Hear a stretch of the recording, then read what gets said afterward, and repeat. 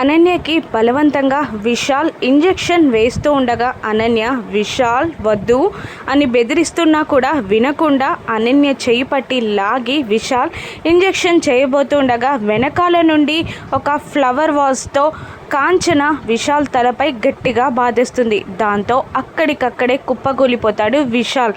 దాంతో అనన్య కాంచన ఇద్దరు టెన్షన్ పడుతూ ఉండగా ఇంకా శ్వాస ఆడుతుందా, పల్స్ ఉందా అని అనన్య చెక్ చేయగా హార్ట్ బీట్ కానీ, శ్వాస కానీ, పల్స్ కానీ ఏది విశాల్కి కనబడదు. దాంతో వీడు చచ్చడమ్మా అని అనేస్తుంది అనన్య. దాంతో కాంచన టెన్షన్ పడుతుండగా కిందనే అప్పుడే ఫ్యామిలీ మెంబర్స్ అందరూ జ్యువెలరీ తీసుకొని ఇంటికి వచ్చేస్తారు. ఇక అందరూ ఎవరి రూమ్లోకి వాళ్ళు వెళ్ళిపోయాక ఆనంద డౌట్గా డాక్టర్ మార్నింగే వస్తానన్నాడు కదా, ఇంకా రాలేదేంటి అని అనుకుంటూ ఆలోచనలో పడిపోతుంది.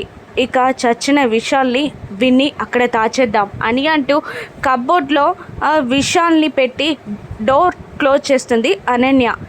పైనేమైనా వెయిట్ చేస్తున్నాడా అని అనుకుని ఆనంద విశాల్కి కాల్ చేయగా అక్కడే మొబైల్ రింగ్ అవ్వడంతో అనన్య కాంచన ఇద్దరు ఉలిక్కిపడతారు.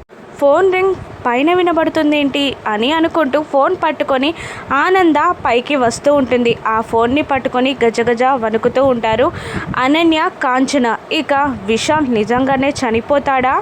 విశాల్ చనిపోయాడని ఆనంద పసిగట్టగలదా? విశాల్ శవాన్ని అనన్య మాయం చేస్తుందా? విశాల్ని అనన్యకి తెలియకుండా కాపాడి అనన్యతో ఒక ఆట ఆడుకుంటుందా? ఆనంద రాను ఎపిసోడ్స్లో చూద్దాం. Thank you for watching.